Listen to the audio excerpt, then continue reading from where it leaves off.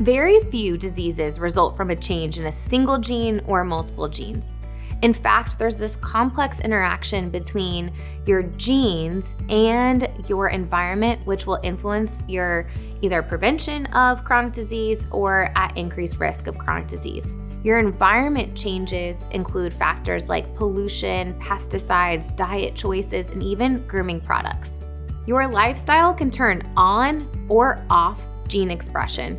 To make matters a little bit more complicated, there's not just one way to turn on and off genes. It's a culmination of a lot of different factors. Heart disease is the #1 killer in the United States. It is possible to lower your risk by 80% through lifestyle factors.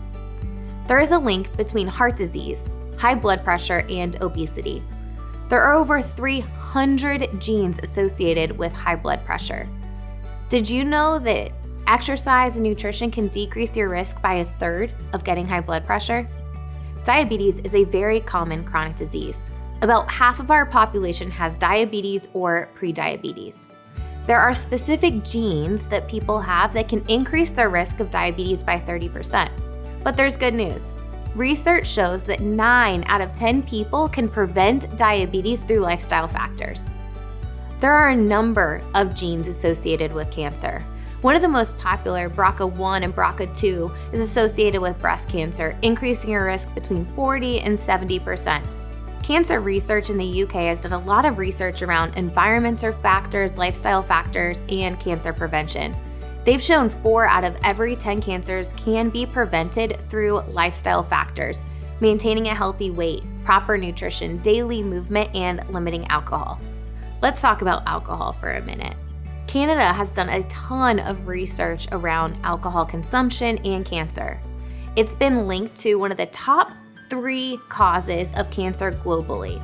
In Canada, they recently released new recommendations talking about alcohol consumption and recommended that you don't consume alcohol at all, and if you are, only 2 times or 2 drinks a week.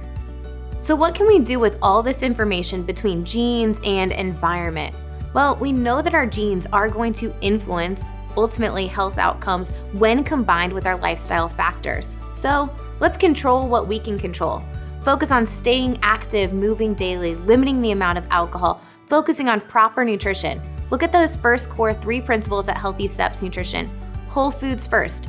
Eat meats and vegetables, nuts and seeds, some fruit, little starch, minimal added sugar. Focus on balance, pairing protein, carbs, and fats together, and limit the amount of ultra-processed food and added sugar, which we know is one of the leading causes of chronic disease today. When you think about all those lifestyle factors, what's one thing that you can do to create the lifestyle that you're wanting to help reach your health and wellness goals? Taking into account genes and environment, we need to focus on what we can control.